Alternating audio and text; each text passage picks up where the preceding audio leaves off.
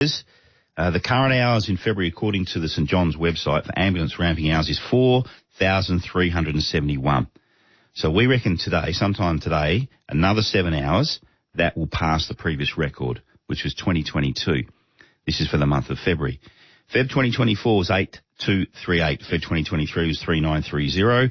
And as I say, Feb 22 was 4,278. So we are 7 hours off an all-time February record, and we've got 3 days of February still to go. If that is the KPI by which we judge our health system and the success of our health system, it doesn't sound great, does it? Michael Page is the president of the Australian Medical Association here in WA. Michael, 7 more hours and we've got a new February record. What do you think? Oh, look, it's not really surprising, Simon. Our health system, our public hospital system in particular, is suffering from a chronic lack of investment, lack of foresight, lack of vision, lack of ambition from successive state governments. We clearly don't have enough beds. That's the cause of ambulance ramping. Ambulance ramping is not because we don't have enough ambulances or because the ambulance service isn't up to scratch. It's because the emergency departments are full of patients who can't get into the ward, and the wards are full because there aren't enough beds, and there's not enough also places for people in those beds to go if they need transitional step-down care or care in the home. So it's a whole of system problem, but fundamentally it relates to us not having enough hospital beds, and it's been perhaps a little disappointing during this state election campaign not to hear either major party really commit to building out our bed capacity. We need to see a bit of vision, a bit of leadership, and a bit of generational thinking rather than election cycle thinking to fix this problem. Well, there's a lot of politics in it because we know Premier Cook went on the attack when ramping hours reached 1,000 hours a month, and now we're up, closer to 4,000 and 5,000. We do have the best response rate in Australia, it would seem, a median of 9.9 minutes. But Jess Page has got a story in the West today too, Michael, about potentially a fellow may have died. 27 minutes for an ambulance to reach a 39-year-old fella who in Perth South who'd had a cardiac arrest. So it can be catastrophic.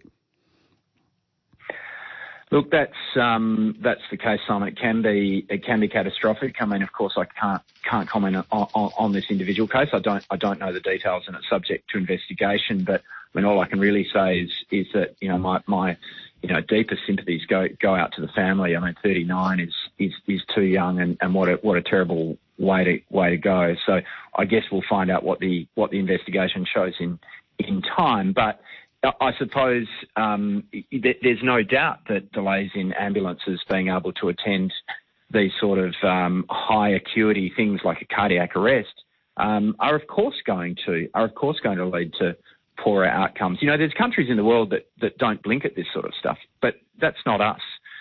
We've got one of the world's best health systems, or we've at least got the highest standards that we expect out of our health system, and the way things are going, episodes, some of the sort of, quite tragic things that we've seen in our hospital system over the last few years could just become commonplace if we don't have major investment in health system capacity. We're somewhat shielded from going the way of the UK. I mean, many listeners will have friends or relatives or themselves be from the UK, and they'll know what a dire state the NHS is in. We're somewhat shielded from that because we've got a better mix of private and public services. The private system is extremely important in Australia, less so in the United Kingdom.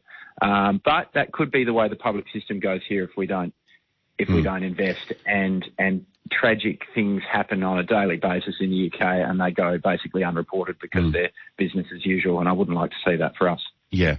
One more from me, and I have asked you this before, but just to go back to it for our listeners' perspective, is it such a bad thing, a modern ambulance staffed, parked up in a driveway, is it such a bad thing given the resources that a modern ambulance has in it? If you need to have a patient outside the hospital, is that so bad? Is this a KPI we shouldn't really be worried about?